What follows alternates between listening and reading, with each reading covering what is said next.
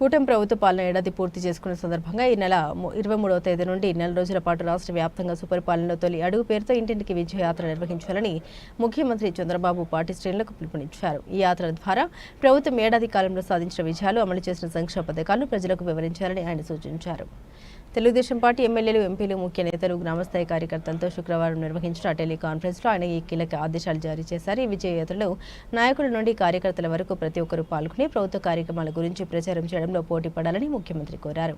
మొదటి ఏడాది మనం ఏం చేస్తామో చెప్పడంతో పాటు ప్రత్యర్థులు చేసిన దుష్ప్రచారాన్ని సమర్థవంతంగా తిప్పికొట్టాలి. మనం సాధిస్తున్న విజయాలు చూసి తట్టుకోలేకనే వారు మహిళల్ని అవమానించడం, దాడులకు దిగడం వంటి చర్యలకు పాల్పడుతున్నారని చంద్రబాబు అన్నారు. మహానాడు విజయవంతమైందని, విశ్రాంతి తీసుకోవద్దని, పార్టీ సంస్థాగత కమిటీల ఏర్పాటును త్వరితగతిన పూర్తి చేయాలని, పార్టీ కోసం కష్టపడి పనిచేసే వారికి కమిటీలో సముచిత స్థానం కల్పించాలని ఆయన స్పష్టం చేశారు. కుటుంబ సాధికార సారథిలో చురుగ్గా ఉన్న వారికే పార్టీలో పదవులు లభిస్తాయని, కార్యకర్తలు నిత్యం చైతన్యవంతంగా ఉండాలని ఆయన దిశానిర్దేశం చేశారు.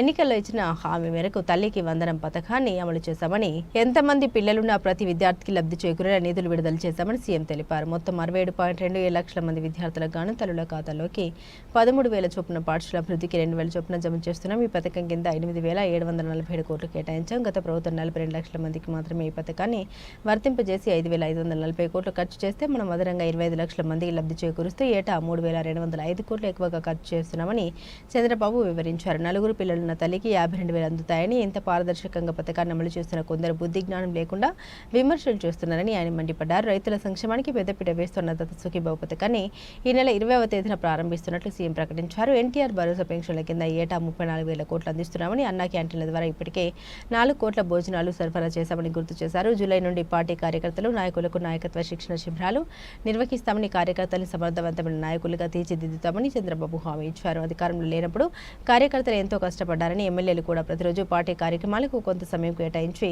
ప్రజలతో మమ్మకం అవ్వాలని సూచించారు.